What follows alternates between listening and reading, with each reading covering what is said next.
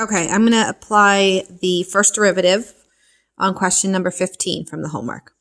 All right, so there's no discontinuities here because there's no fraction, there's no undefined values. All values are okay here. So I'm going to take the first derivative. I'm going to pull the 3 down, subtract 1 from the exponent. Pull the 6 down, that's 12. Subtract 1 from the exponent. All right, I'm taking the first derivative. I'm setting equal to 0 to find my critical values. I have a 3 and an x in common, so I get x minus 4. Set them both equal to 0. I get critical values of 0 and 4. Okay, so unlike last night's homework, we have 2 critical values. We have 0 and we have 4.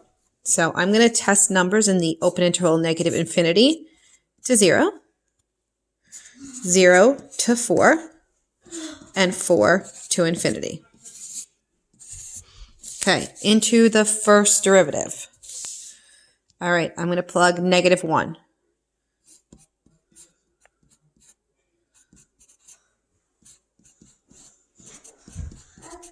Okay, in the first derivative, this becomes a +1. This becomes a +12. This whole thing is positive. So this interval is increasing. All right, I'm going to test 1 now. When I plug in 1, I get a negative number. So this interval is decreasing. All right, and this interval, I'm going to pick 10. When I plug in 10, I get 3 times 10 squared minus 12 times 10. Because I'm working without a calculator, so I know it's easy to multiply by 10.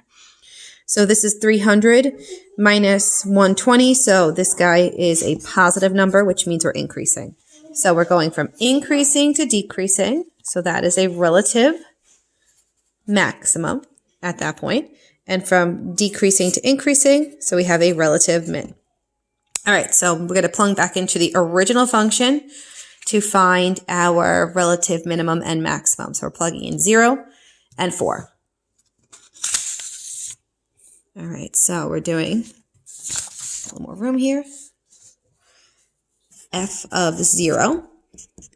So the original function was x to the third minus 6x squared plus 15. So 0 to the third minus 6 times 0 squared plus 15. This whole thing is 0 plus 15. So my relative maximum is 0, 0. All right, now I have to plug in 4. That was my other critical number. 4 to the third minus 6 times 4 squared plus 15. All right, we got 16 times 4, so we have 64, minus 6 times 16, we got 96, plus 15. So we got 64 minus 96, negative 32, and negative 32 plus 15 gives me negative 17.